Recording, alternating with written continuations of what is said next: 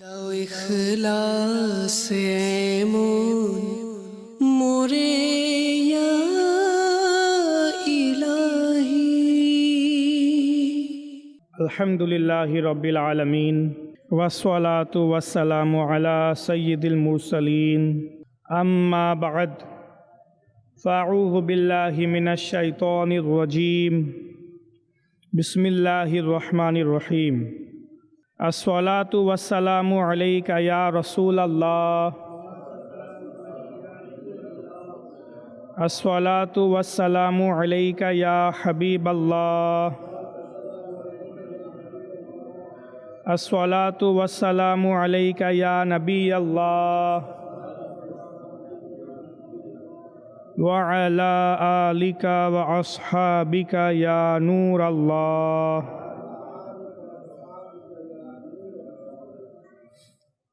দুরূদ শরীফের অগণিত ফজিলত এবং বরকত কিতাবে বর্ণিত হয়েছে। একবার সাহাবায়ে কেরাম আলাইহিমুর রিদওয়ান আরজ করল, ইয়া রাসূলুল্লাহ সাল্লাল্লাহু তাআলা আলাইহি ওয়া আলিহি ওয়াসাল্লাম, আল্লাহ পাকের এই বাণীর ব্যাপারে আপনার কি অভিমত?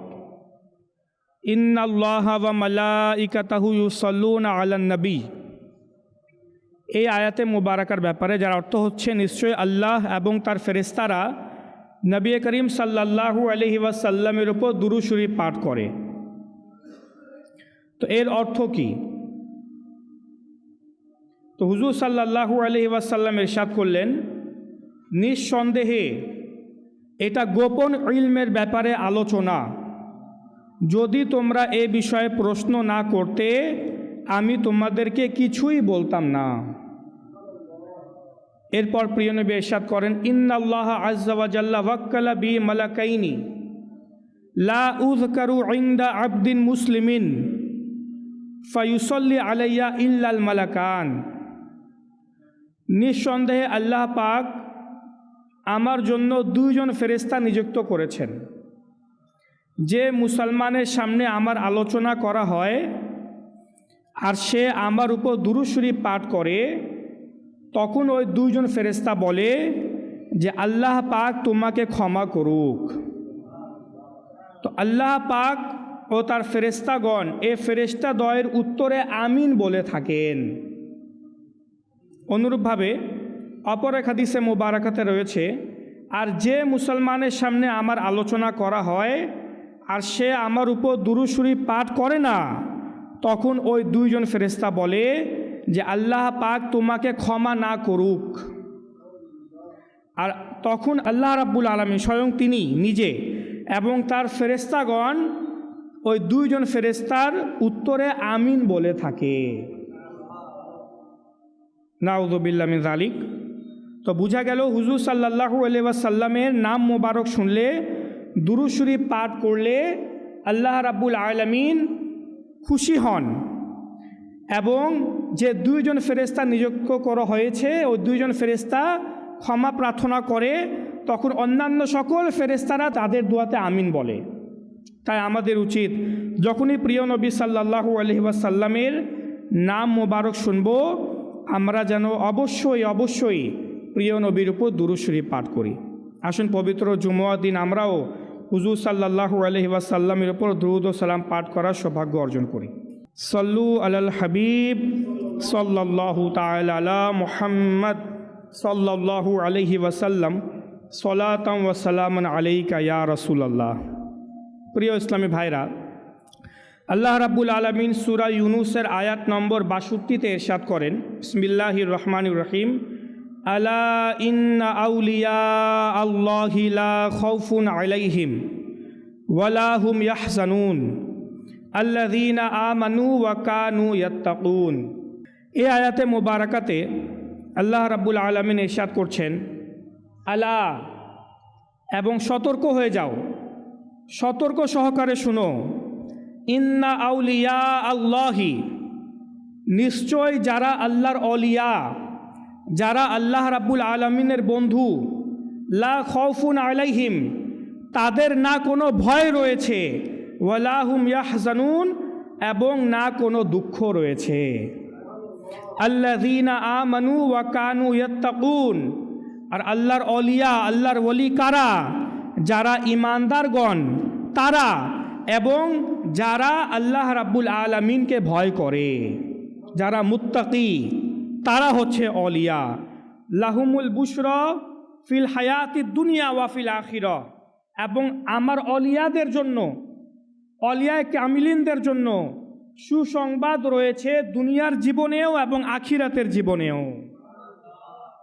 এই আয়াতে মুবারাকাতে আল্লাহ রাব্বুল আলামিন নিজের অলিয়ায়ে কামিলিনদের শান বয়ান করেছেন, তাদের আলোচনা করেছেন এবং তাদের প্রশংসা করেছেন। হাদিসে কুদসির মধ্যে, অর্থাৎ সে হাদিসে মুবারাকা যা আল্লাহ রাব্বুল আলামিন ইরশাদ করেছেন, কিন্তু তা পৌঁছিয়েছেন প্রিয় নবী সাল্লাল্লাহু আলাইহি ওয়াসাল্লাম। হাদিসে কুদসির মধ্যে রয়েছে, আল্লাহ রাব্বুল আলামিন ইরশাদ করেন, ইন্না আউলিয়াই মিন ইবাদি, নিশ্চয় আমার বান্দাদের মধ্যে আমার কিছু অলিয়া রয়েছে, আমার বান্দাদের মধ্যে আমার কিছু ওলি রয়েছে। ওয়া আহিব্বাই মিন খলকি, এবং আমার মখলুকের মধ্যে আমার কিছু মাহবুব বান্দা রয়েছে। আমার বান্দা এবং মখলুকের মধ্যে কিছু আমার অলিয়া রয়েছে, কিছু আমার প্রিয় বান্দা রয়েছে। আল্লাযীনা ইউযকারুনা বিযিকরি ওয়া উযকারু বিযিকরিহিম। ইমাম তাবরানী এই হাদিসে মুবারাকা রিওয়ায়াত করেছে। অর্থ হচ্ছে, আল্লাহ রাব্বুল আলামিন বলছেন, আমার অলিয়া এবং মাহবুব বান্দাদের পরিচয় হচ্ছে যখন তাদের জিকির করা হয় তখন আমার জিকির হয়ে যায়, আর যখন আমার জিকির করা হয় তখন তাদের জিকির হয়ে যায়। আল্লাহ রাব্বুল আলামিন তার অলিয়ায়ে কামিলিনদের, তার প্রিয় বান্দাদের জিকিরকে নিজের জিকিরের সাথে, নিজের আলোচনার সাথে এমনভাবে সম্পৃক্ত করে দিয়েছেন যে আল্লাহ রাব্বুল আলামিন বলছেন যে যখন আমার আলোচনা করা হয় তখন তাদের আলোচনা হয়ে যায়, আর যখন তাদের আলোচনা হয়, আমার অলিয়াদের আলোচনা হয়, আমার প্রিয় বান্দাদের আলোচনা হয়, তখন আমার আলোচনা হয়ে যায়।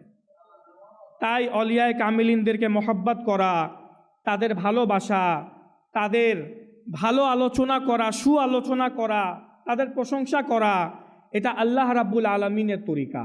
কার তরিকা? আল্লাহ রাব্বুল আলামিনের তরিকা এবং প্রিয় নবী সাল্লাল্লাহু আলাইহি ওয়াসাল্লামের সুন্নাতে মুবারাকা। তাই আজ আমরা সংক্ষিপ্ত আকারে আল্লাহ তাবারাকা ওয়া তাআলার এক মহান ওলি, আল্লাহ রাব্বুল আলামিনের অনেক বড় এক ওলি হযরত সাইয়্যিদুনা ইমাম জাফর সাদিক রাহমাতুল্লাহি তাআলা আলাইহির সংক্ষিপ্ত আলোচনা শোনার সৌভাগ্য অর্জন করব।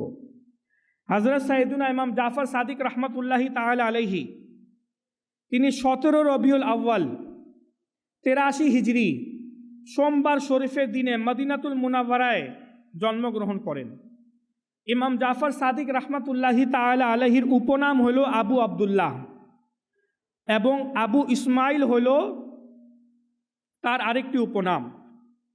ইমাম জাফর সাদিক রাহমাতুল্লাহি তাআলা আলাইহি হলেন, তার উপাধি হচ্ছে সাদিক, ফাজিল এবং তাহির।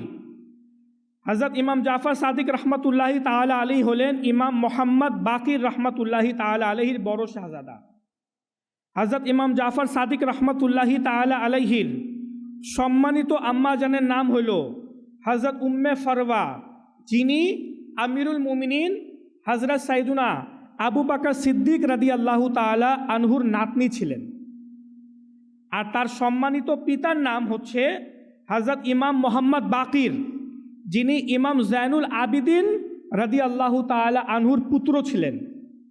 এভাবে তার বংশ, অর্থাৎ ইমাম জাফর সাদিক রহমতুল্লাহি তাআলা আলাইহির বংশ মায়ের দিক থেকে ইমাম আবু বকর সিদ্দিক রাদিয়াল্লাহু তাআলা আনহুর সঙ্গে গিয়ে মিলে, এবং পিতার দিক থেকে হযরত সাইয়্যিদুনা মাওলা আলী রাদিয়াল্লাহু তাআলা আনহুর সাথে মিলিত হয়েছে। তাই ইমাম জাফর সাদিক রহমতুল্লাহি তাআলা আলাইহিকে মায়ের দিক থেকে সিদ্দিকি এবং পিতার দিক থেকে আলাভি বলা হয়, অর্থাৎ তিনি হযরত আলী রাদিয়াল্লাহু তাআলা আনহুর বংশের। এ দ্বারা বোঝা গেল ইমাম জাফর সাদিক রহমতুল্লাহি তাআলা আলাইহি তিনি সৈয়দ বংশের। আর সৈয়দ বংশের ব্যাপারে আমার প্রিয় নবী সাল্লাল্লাহু তাআলা আলাইহি ওয়াসাল্লামের হাদিসে মুবারাকা হচ্ছে, কোনো বান্দা কামিল মুমিন হতে পারবে না যতক্ষণ না পর্যন্ত আমি তার প্রাণের চেয়ে বেশি প্রিয় না হয়ে যাই। আমার সত্তা, প্রিয় নবী বলছেন, আমার সত্তা তার আপন সত্তার চেয়ে বেশি প্রিয় না হয়ে যায়, এবং আমার সন্তান তার নিজের সন্তানের চেয়ে বেশি প্রিয় না হয়ে যায়, এবং আমার আহলে বাইত তার নিজের পরিবারের চেয়ে বেশি প্রিয় না হয়ে যায়। যতক্ষণ না পর্যন্ত আমাকে, আমার সন্তানকে, আমার আহলে বাইতকে নিজের সন্তান, নিজের পরিবার পরিজন থেকে বেশি ভালোবাসবে না, ততক্ষণ পর্যন্ত সে প্রকৃত মুমিন হতে পারবে না। এটা প্রিয় নবী সাল্লাল্লাহু আলাইহি ওয়াসাল্লামের হাদিসে মোবারকা। তাই হযরত সাইয়েদুনা ইমাম জাফর সাদিক রহমাতুল্লাহি তাআলা আলাইহিকে ভালোবাসতে হবে, বরং সকল সৈয়দজাদাদেরকে, প্রিয় নবীর বংশদের ভালোবাসতে হবে। তাই আজ আমরা ইমাম সাইয়েদুনা জাফর সাদিক রহমাতুল্লাহি তাআলা আলাইহির ব্যাপারে আলোচনা করছি, কেননা রজব মাসেই ইমাম জাফর সাদিক রহমাতুল্লাহি তাআলা আলাইহির উরুস মোবারক রয়েছে। আচ্ছা, তিনি কেমন আল্লাহর ওয়ালি ছিলেন? ইমামে আজম আবু হানিফা রহমাতুল্লাহি তাআলা আলাইহিকে চিনেন? ইমামে আজম আবু হানিফা রহমাতুল্লাহ তাআলা আলাইহি, আমরা হানাফি মাযহাবকে অনুসরণ করি, হানাফি তরিকায় আমরা নামাজ পড়ি। ইমামে আজম আবু হানিফা রহমাতুল্লাহি তাআলা আলাইহি যে ফতোয়া লিখে গিয়েছেন, যে মাসআলা মাসাইল বয়ান করে গিয়েছেন কোরআন এবং হাদিস থেকে বের করে, আমরা সেগুলো মাসআলা মাসাইলকে অনুসরণ করি। এবং এই ইমামে আজম আবু হানিফা রহমাতুল্লাহি তাআলা আলাইহির বর্তমানে কোটি কোটি ফলোয়ার, হাজার হাজার বছর ধরে কোটি কোটি ফলোয়ার রয়েছে। তার মাসআলাকে, তার ফতোয়াকে অনুসরণ করে আসছে আমরা। তাই আমরা বলি যে আমরা হানাফি, যে আমরা ইমামে আজম আবু হানিফা রহমাতুল্লাহি তাআলা আলাইহিকে অনুসরণ করি। তিনি, ইমামে আজম আবু হানিফা রহমাতুল্লাহি তাআলা আলাইহি স্বয়ং বলেন, লাউলা সানাতানে লাহালাকা নোমান। ইমামে আজম বলেন, যদি আমি নোমান বিন সাবিত আবু হানিফা ইমাম জাফর সাদিক রহমাতুল্লাহি তাআলা আলাইহির সাহচর্যে 2টা বছর না থাকতাম, তাহলে আমি ধ্বংস হয়ে যেতাম। এত বড় বিজ্ঞ আলিম, যার কোটি কোটি ফলোয়ার, সেই ইমামে আজম আবু হানিফা রহমাতুল্লাহি তাআলা আলাইহি এই কথা বলছেন। তো চিন্তা করুন ইমাম জাফর সাদিক রহমাতুল্লাহি তাআলা আলাইহি কেমন জ্ঞান এবং প্রজ্ঞার অধিকারী ছিলেন। ইমাম জাফর সাদিক রহমাতুল্লাহি তাআলা আলাইহি থেকে অসংখ্য কারামত প্রকাশ পেয়েছে। যেমন কিতাবের মধ্যে রয়েছে এক ব্যক্তির বর্ণনা, যে তাবি বুজুর্গ ইমাম জাফর সাদিক রহমাতুল্লাহি তাআলা আলাইহির সাথে আমরা হজে যাচ্ছিলাম। রাস্তায় আমরা এক জায়গায় খেজুরের শুকনো একটি গাছের নিকট থামলাম। ইমাম জাফর সাদিক রহমাতুল্লাহি তাআলা আলাইহি আস্তে আস্তে কিছু যেন পাঠ করলেন, যা আমি বুঝতে পারি নাই।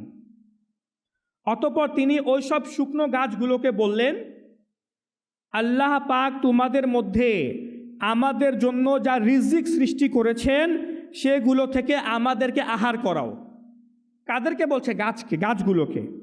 ওই সময় ওই ব্যক্তি বলছে, ওই সময় আমি দেখলাম খেজুরের গুচ্ছ আপনা আপনি নিজে নিজে ইমাম জাফর সাদিক রহমাতুল্লাহি তাআলা আলাইহির দিকে ঝুঁকে পড়েছে। তিনি আমাকে বললেন, কাছে আসুন, বিসমিল্লাহ পড়ুন এবং আহার করুন। তিনি বলেন, আমি এত মিষ্টি খেজুর এর পূর্বে কখনো আহার করি নাই। ইমাম জাফর সাদিক রহমাতুল্লাহি তাআলা আলাইহির কেমন কারামত, যে খেজুরও চলে আসলো গাছের মধ্যে এবং ওই গাছের ডাল নিজে নিজে ঝুঁকেও গেল ইমাম জাফর সাদিক রহমাতুল্লাহি তাআলা আলাইহির জন্য।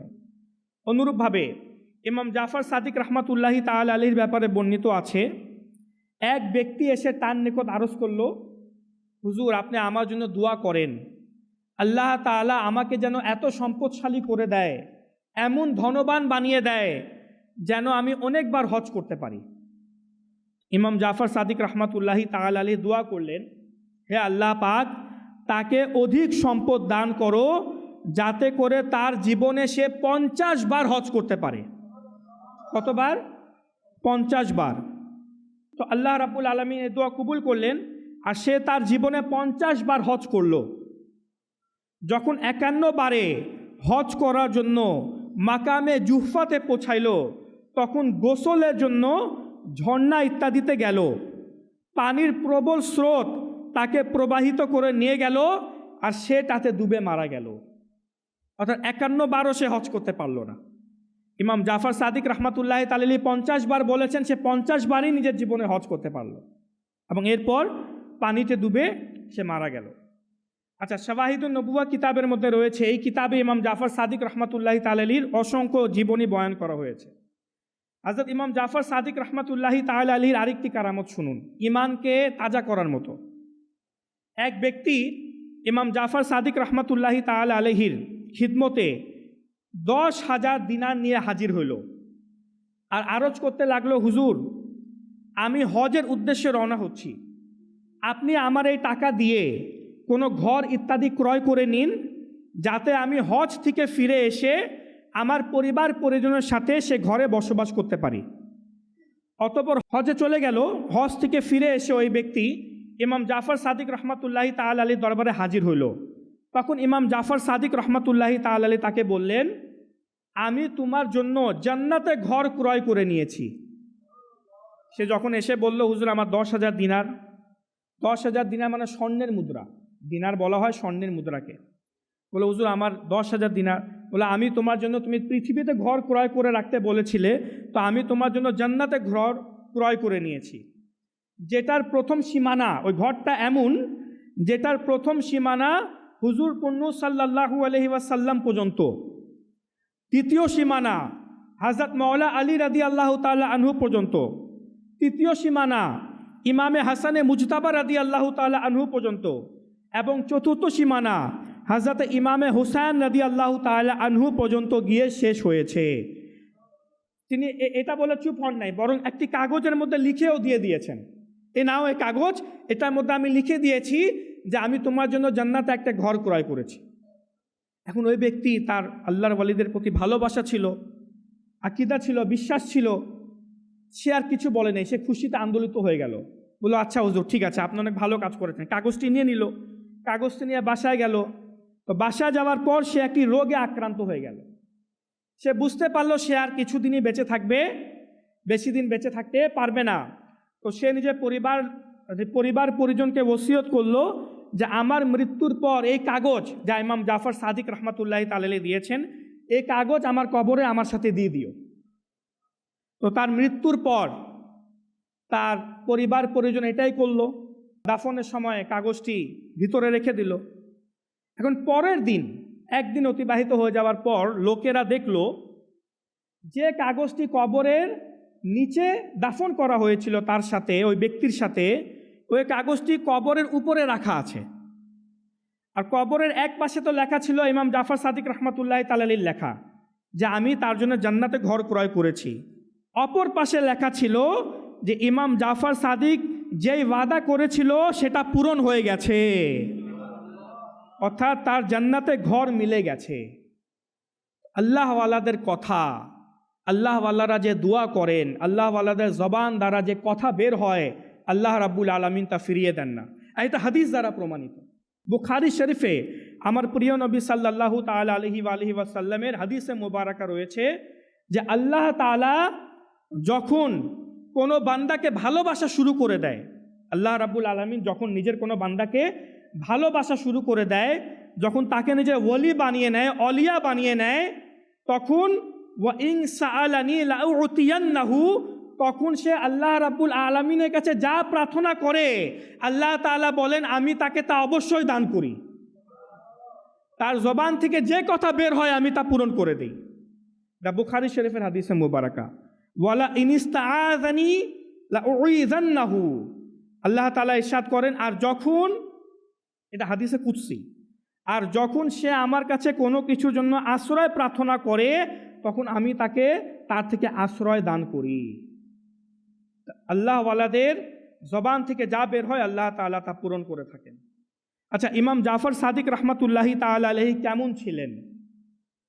হযরত লাইস বিন সাআদ রহমাতুল্লাহি তাআলা আলাইহি বলেন, আমি একবার হজের উদ্দেশ্যে মক্কা মুকাররমা গিয়েছিলাম। আসরের নামাজ আদায় করার পর আমি মসজিদুল হারামের কাছে জাবালে আবু কুবাইসের দিকে চলতে থাকলাম। এটা কি পাহাড়ের নাম? জাবালে আবু কুবাইসের দিকে চলতে থাকলাম। আমি দেখলাম যে সেখানে এক ব্যক্তি বসে আছে এবং আল্লাহর জিকিরে মগ্ন। ওই ব্যক্তি বলছে, ইয়া রব্বি ইয়া রব্বি, এত বেশি বলছে যে বলতে বলতে তার শ্বাস ফুলে যায়, তার নিঃশ্বাস ফুলে গেল। এরপর আবার সে বলছে ইয়া আল্লাহ ইয়া আল্লাহ ইয়া আল্লাহ, এভাবে করে আল্লাহ রাব্বুল আলামিনকে ডাকছে। পড়তে পড়তে তার নিঃশ্বাস ফুলে যাচ্ছে, শ্বাস ফুলে যাচ্ছে। এরপর তিনি বললেন ইয়া হাইয়ু ইয়া কাইয়ুম, ইয়া হাইয়ু ইয়া কাইয়ুম, ইয়া হাইয়ু ইয়া কাইয়ুম। আল্লাহ রাব্বুল আলামিনকে তার গুণাবলী নাম দ্বারা ডাকছে, এমনকি তার শ্বাস ফুলে গেল। এরপর তিনি বললেন ইয়া রহমান ইয়া রহমান ইয়া রহমান, এমনকি তার শ্বাস ফুলে গেল। তারপর ইয়া আরহামার রাহমিন পাঠ করতে থাকলেন, তার শ্বাস ফুলে গেল। যখন তিনি অবসর হইলেন আল্লাহর জিকির থেকে, তখন আল্লাহ তাআলার কাছে এভাবে দোয়া করতে লাগলেন, হে আল্লাহ পাক, আমার আঙ্গুর খাওয়ার অনেক ইচ্ছা হচ্ছে, আমাকে আঙ্গুর খেতে দাও, এবং আমার চাদরটি ফেটে গেছে, আমাকে একটি চাদর দান করো। এ দোয়া করলেন। হযরত লাইস বিন সাদ রহমাতুল্লাহি তাআলা আলাইহি বলেন, যিনি এই দৃশ্য দেখছিলেন, এক ব্যক্তি এভাবে করছে, তিনি বলেন আল্লাহর শপথ, তার কথা এখনো শেষও হয় নাই, তার কথা এখনো শেষও হয় নাই, আমি দেখলাম অদৃশ্য থেকে একটি ঝুড়ি তার সামনে চলে আসলো, যাতে আঙ্গুর ভরা ছিল, অথচ সে সময়টা আঙ্গুরের মৌসুমের ছিল না, এবং সাথে দুইটি চাদরও ছিল। যখন তিনি খাবার ইচ্ছা করলেন, তখন আমি বললাম যে হুজুর, আমাকেও নিজের সাথে অংশীদার বানিয়ে নেন, কারণ যখন আপনি দোয়া করছিলেন তখন আমি আমিন বলেছিলাম। তো ওই ব্যক্তি বললেন, আসুন আল্লাহ পাকের নাম নিয়ে আহার করা শুরু করেন, আর কোনো কিছু অবশিষ্ট রাখবেন না, সব খাবেন। আমি সামনে এগিয়ে গিয়ে আঙ্গুর খেতে শুরু করলাম। এই আঙ্গুরগুলির মধ্যে কোনো বীজ ছিল না, এবং এত টেস্টি ছিল, এমন সুস্বাদু ছিল যে আমি আগে কখনো এমন আঙ্গুর খাইনি। আমি পরিতৃপ্তি হয়ে মন ভরে খেলাম, কিন্তু ঝুড়ির মধ্যে কোনো কিছু কমেনি। তারপর তিনি আমাকে বললেন, এই চাদরগুলির মধ্যে যেটি পছন্দ হয় তা নিয়ে নিন। আমি বললাম আমার চাদরের প্রয়োজন নাই। তারপর তিনি বললেন, আপনি কিছুক্ষণ সময়ের জন্য আড়ালে যান, এই চাদরগুলো আমি পরিধান করব। তারপর তিনি নতুন চাদর পরিধান করলেন, পুরানো চাদর নিজের হাতে নিলেন এবং হাঁটতে শুরু করলেন। আমি তার পিছনে পিছনে হাঁটতে লাগলাম। এমনকি যখন সাফা এবং মারওয়া নামক স্থানে পাহাড়ে পৌঁছাইলাম, তখন তার সাথে এক ব্যক্তি দেখা করল এবং বলল, হে আল্লাহর প্রিয় রাসূলের পুত্র, আমাকে কাপড় পরিয়ে দিন, আমার কাছে কাপড় নাই। তো ওই ব্যক্তি কি করলেন, নিজের দুইটি চাদর, নতুন দুইটি চাদর পরিধান করলেন, আর পুরানো দুইটি চাদর তিনি ওই ব্যক্তিকে দান করে দিলেন এবং সামনের দিকে অগ্রসর হইলেন। তো আমি ওই ব্যক্তিকে, যে ভিক্ষা চাইলো, যে চাদর চাইলো, তাকে আমি জিজ্ঞাসা করলাম যে ভাই, এই ব্যক্তিকে আপনি চিনেন? যে আপনি বললেন আল্লাহর প্রিয় রাসূলের পুত্র, এই ব্যক্তিকে? আপনি ইনাকে চিনেন না? তিনি হচ্ছেন যুগের শ্রেষ্ঠ ওয়ালি হযরত সাইয়েদুনা মুহাম্মদ বিন জাফর, অর্থাৎ ইমাম জাফর সাদিক রহমাতুল্লাহি তাআলা আলাইহি, ইমাম জাইনুল আবিদিন রাদিয়াল্লাহু তাআলা আনহুর নাতি। হযরত লাইস রহমাতুল্লাহি তাআলা আলাইহি বলেন, এরপর আমি তাকে অনেক খুঁজলাম, ইমাম জাফর সাদিক রহমাতুল্লাহি তাআলা আলাইহিকে অনেক খুঁজলাম, কিন্তু কোথাও খুঁজে পেলাম না। আর তার বিচ্ছিন্নতার কারণে আমি খুবই ব্যথিত হয়েছিলাম। সুবহানাল্লাহ। ইমাম জাফর সাদিক রহমাতুল্লাহি তাআলা আলাইহির মোবারকময় সত্তা, যে তিনি আল্লাহ তাআলার প্রদত্ত নেয়ামতগুলি মধ্যে অন্যদেরকেও শরিক করে নিতেন। ইমাম জাফর সাদিক রহমাতুল্লাহি তাআলা আলাইহি কেমন উদার মনের ছিলেন, কেমন দানশীল ছিলেন। একটু চিন্তা করুন যে কিছুক্ষণ পূর্বে যার নিকটে আহার করার কিছুই ছিল না, পরিধান করার কিছুই ছিল না, কিন্তু যখন পেল তখন আরেকজন এসে দাবি করলো, হুজুর আমাকেও শরিক করে নেন। তো ইমাম জাফর সাদিক রহমাতুল্লাহি তাআলা আলাইহি এই কথা বলেন নাই যে আমি নিজে ক্ষুধার্ত, নিজে খাবো না তোমারে খাওয়াবো, এই কথা বলেন নাই, বরং বললেন আসেন শরিক হয়ে যান আর পেট ভরে খান। চাদর, পরনের চাদর মাত্র দুইটি, আল্লাহ তাআলার পক্ষ থেকে দুইটি নতুন চাদর পেলেন, সেটা পরিধান করলেন, কিন্তু পুরানো চাদরও তো আবার প্রয়োজন পড়বে ধুয়ে আবার নতুন করে পরার জন্য। কিন্তু যখন একজন ব্যক্তি এসে ভিক্ষা চাইলো, হুজুর আমাকে চাদর দেন, তিনি নিজের চাদর দিয়ে দিলেন। চিন্তা করলেন না পরবর্তীতে কি হবে, যেটা পরে আছে এটা পুরানো হয়ে গেলে তখন কি হবে। তেমন উদার মনে ছিলেন। এটা হচ্ছে আল্লাহওয়ালাদের তরিকা, আমার প্রিয় নবী সাল্লাল্লাহু আলাইহি ওয়াসাল্লামের তরিকা, সাহাবায়ে কেরামদের তরিকা। তারা উদার মনে দানশীল ছিলেন, দান করতেন। আর আমাদের অবস্থা কেমন? আমাদের ফ্রিজ ভর্তি খাবার থাকে, আলমারি ভর্তি কাপড়, কিন্তু আমাদের দান করতে মন চায় না। আচ্ছা, আমরা দান করি কোনটা? যেটা আমাদের কাজে লাগে না, আর আমাদের যেটা প্রয়োজন হয় না। যে খাবার বাসি হয়ে গেছে, খাবার নষ্ট হয়ে গেছে, একদিন পুরানো হয়ে গেছে, বা খাবার রুচি নাই, তখন মনে পড়ে যে খাবার গরিবকে দিয়ে দেই, মিসকিনকে দিয়ে দেই, বা কাউকে দান করে দেই। যে কাপড় ছিঁড়ে গেছে, এখন শীতকাল না, শীতকালে অনেকে নিজের জ্যাকেট সুইটার অনেক কিছু বের করেছে, কম্বল বের করেছে। তো যে জ্যাকেট বা সুইটার ছিঁড়ে গেছে, ফেটে গেছে, চেন নষ্ট হয়ে গেছে, তখন ইচ্ছা করবে আচ্ছা এটা তো নষ্ট হয়ে গেছে, এটা গরিবকে দিয়ে দিই, এটা মিসকিনকে দিয়ে দিই। হ্যাঁ, এই অবস্থা আমাদের, যে যখন যে জিনিসের আমাদের প্রয়োজন নাই বা যেটা নষ্ট হয়ে গেছে, সেটা আমরা গরিব মিসকিনদেরকে দিব। আল্লাহ রাব্বুল আলামিন কোরআনে পাকের মধ্যে ইরশাদ করেন, লাং তানালুল বিররা হাত্তা তুনফিকু মিম্মা তুহিব্বুন। হে আমার বান্দারা, এটা কোরআনে পাকের ৪র্থ পারার প্রথম আয়াত। তোমরা ততক্ষণ পর্যন্ত কল্যাণে পৌঁছাতে পারবে না, তোমরা ততক্ষণ পর্যন্ত কল্যাণ পাবে না, রহমত পাবে না, বরকত পাবে না, যতক্ষণ না পর্যন্ত নিজের পছন্দনীয় জিনিস আল্লাহ তাআলার রাস্তায় ব্যয় করবে, আল্লাহ তাআলার রাস্তায় দান করবে। এখানে যে জিনিস নষ্ট হয়ে যাচ্ছে সেই জিনিসটা আমরা দান করি।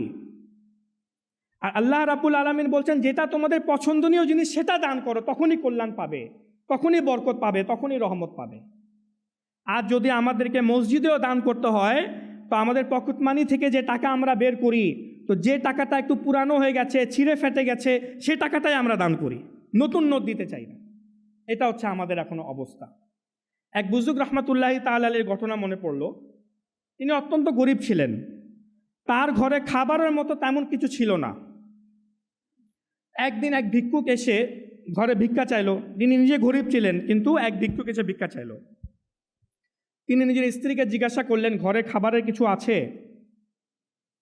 তো স্ত্রী বললেন, হ্যাঁ, শুধু 4টি ডিম আছে। বলে, দিয়ে দাও। কারণ স্ত্রীও নেককার পরেশগার ছিলেন, তিনিও কিছু বলেন নাই, অবজেকশন দেন নাই। আর ডিম দিয়ে দিলে আমরা কি খাবো? কিছু না, এমন কিছু না। তিনি 4টা ডিম ভিক্ষুককে দিয়ে দিলেন, ভিক্ষুক চলে গেল। এখন ওই আল্লাহর ওয়ালি, ওই বুজুর্গ রহমাতুল্লাহি তাআলা আলাইহি আকীদা দেখুন, বিশ্বাস দেখুন, যে আমি 4টা ডিম দিয়েছি, আল্লাহ তাআলা আমাকে এর বিনিময় অবশ্যই দিবেন। কারণ ওয়াদা রয়েছে যে আল্লাহ তাআলার রাস্তায় 1 টাকা দিবে, আল্লাহ তাআলা তাকে 10 গুণ বেশি দিবেন। এখন কিছুক্ষণ পর একজন তার দরজায় করা দস্তক দিল, গেট খুললেন, তা এক ব্যক্তি দাঁড়িয়ে আছে, বলল যে আপনার বন্ধু আপনার জন্য ঝুড়ি ভর্তি ডিম পাঠিয়েছে। তিনি ডিম রিসিভ করলেন, ও ঝুড়িটা রিসিভ করলেন, নিজের স্ত্রীকে বললেন, গুনো তো কয়টা ডিম আছে?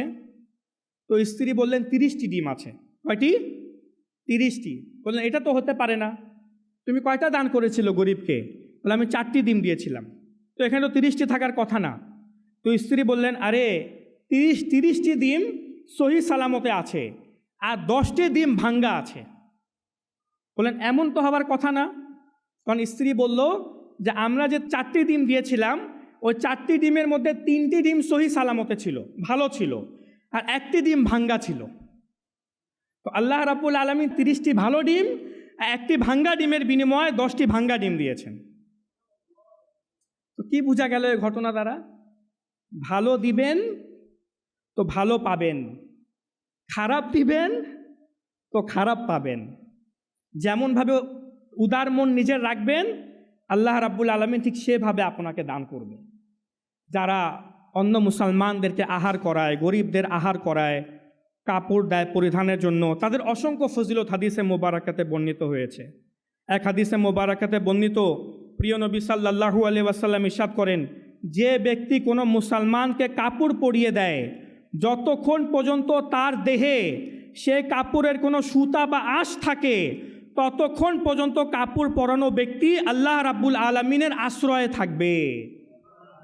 ওই কাপড় যতক্ষণ সে ব্যক্তি পরে থাকবে, আপনি আল্লাহ তাআলার আশ্রয়ে থাকবেন। শীতকাল, অনেক গরিব আছে, মিসকিন আছে, তাদের এমন সামর্থ্য নাই যে জ্যাকেট, সুইটার, মোজা ইত্যাদি ক্রয় করবে, তাদেরকে দান করেন।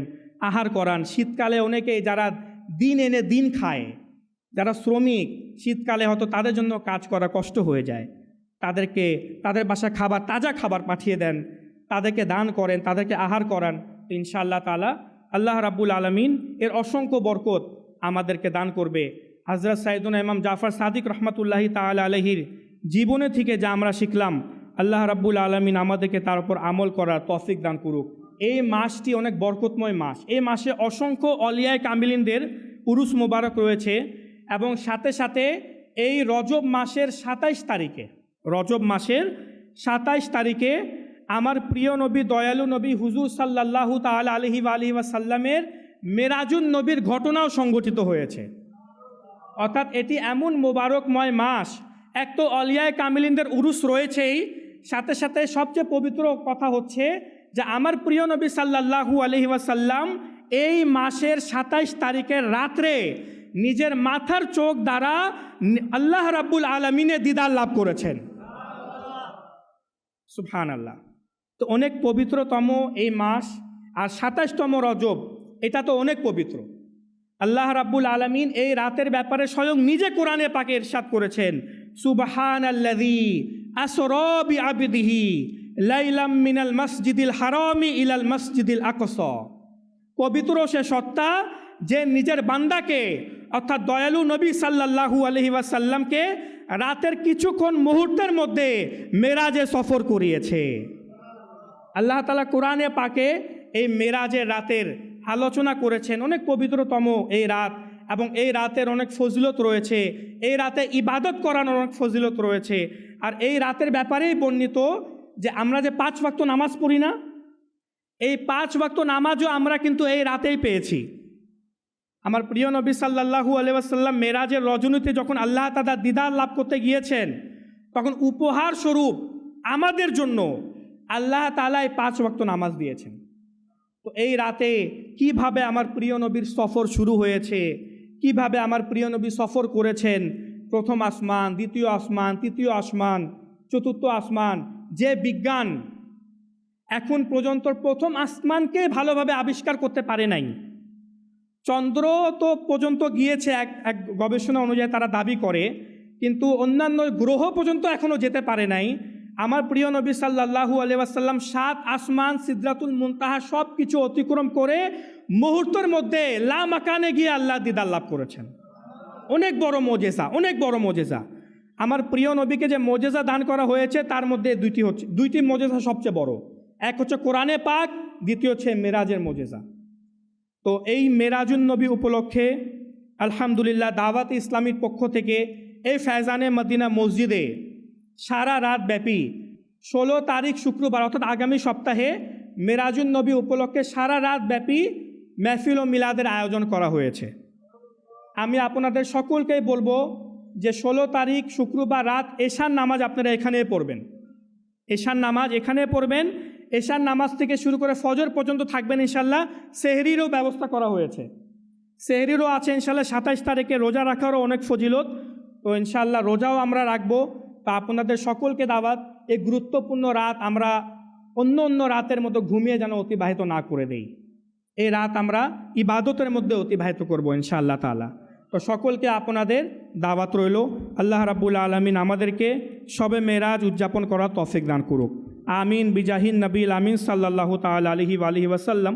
সাল্লু আলাল হাবিব সাল্লাল্লাহু তাআলা আলা মুহাম্মদ সাল্লাল্লাহু আলাইহি ওয়াসাল্লাম। দাও ইখলাসে এমন মোরে